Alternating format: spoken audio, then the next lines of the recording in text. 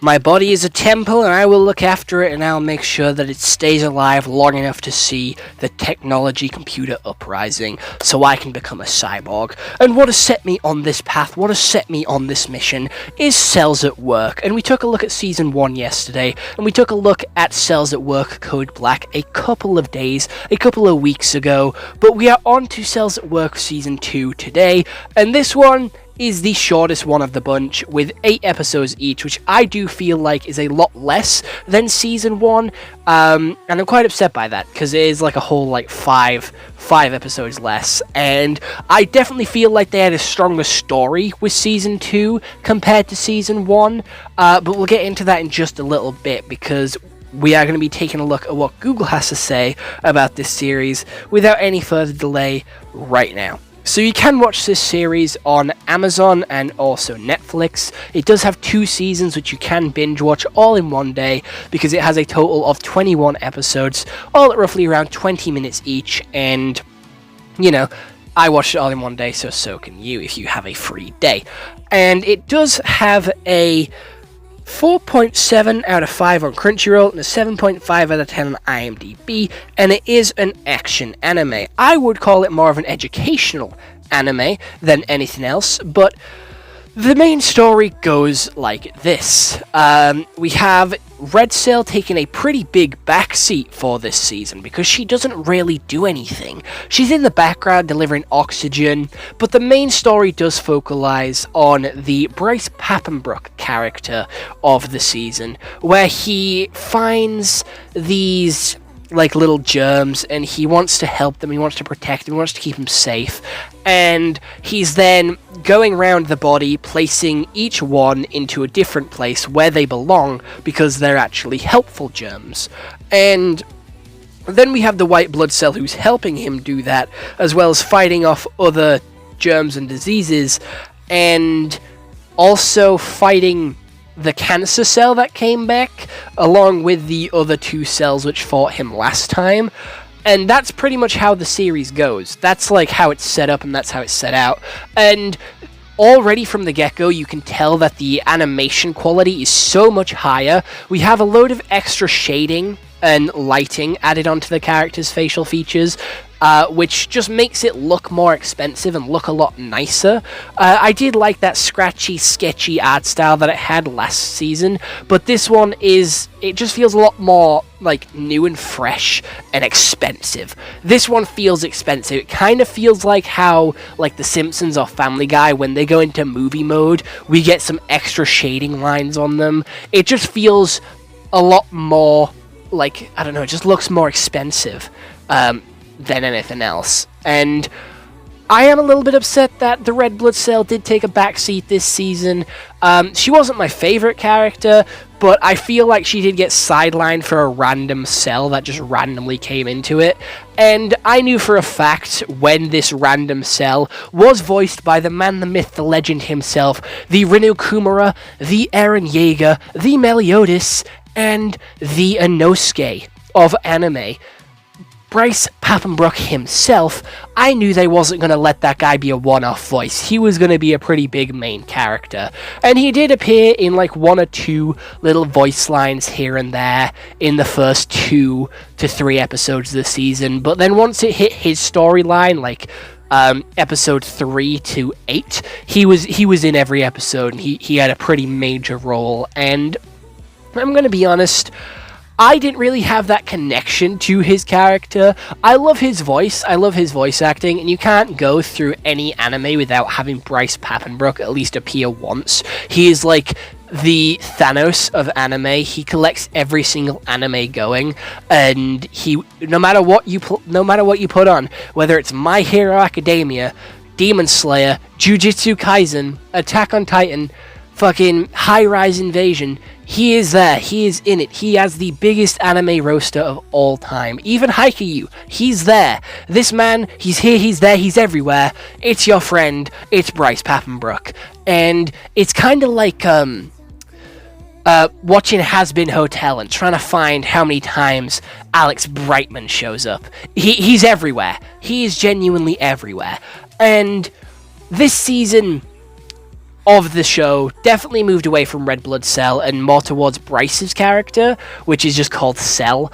And I didn't really like that. I'm going to be honest, his story wasn't really that interesting. It was still very educational and showing us more of the body, building up upon that world building that was really nicely set up in Season 1. But it just... I kind of missed our girl Red, not going to lie. Like, our girl Red from Season 1, like, she definitely felt backseated and sidelined when I feel like she should have been a little bit more important with this season. So, I definitely felt a little hurt with her being very lackluster in this series. But we also had the White Blood Cell being cool, calm, and collected again this season, but doing it in the best way by bringing Cancer back. And if you did watch my video yesterday, I liked Cancer. Cancer was one of my favorite characters from this series, and he was so cool. Again, I did call him the Jujutsu Kaisen villain, and he came back with a vengeance. He was so much stronger this time round, and he was genuinely just so much cooler as well. Like, this fucker had wings, his scars were growing, he reminded me of, like, white-haired Dabi, he reminded me of that guy from Tokyo Ghoul that I can't remember the name of, who's recently just been added to Dead by Daylight, and he's just badass as fuck, and seeing his transformation is just so clean, especially in this new, very expensive animation style that they've got going on. I love this character. He's sick, and I know he's like one of the worst diseases, one of the worst illnesses known to man, but you just can't help but feel sorry for him. He's like Thanos. He's a very well done villain because you can understand his point of view. You can understand why he's doing it. You can see where he's coming from, and I think they give him a very just, very justified, very easy argument to understand for why he's doing all this evil stuff. And to be fair, I don't blame him for what he's doing. Like, his tragic backstory was obviously told to us to get us to feel bad and to feel sorry for him, and it works. It does. It works, because I feel so bad for him, and he is one of the coolest, like, design-wise as well. Just because he is, like, one of the most basic character designs, but made so much cooler with, like, the added, like, veins and the scars and the eyes and the sort of, color palette switch from the regular cells. It does make him stand out so much more, and I think he's like one of the most well-written characters in this season. And with it only being 8 episodes, I would have expected some parts to be a little bit rushed, but it wasn't. It was all built up and all paced rather nicely, so it all felt like a good continuous flow. And whereas in Season 1 there was some episodes which did drag on a little bit and did get a little bit boring compared to some episodes in Season 8, this one felt a lot more concise, a lot more focused and raring to go.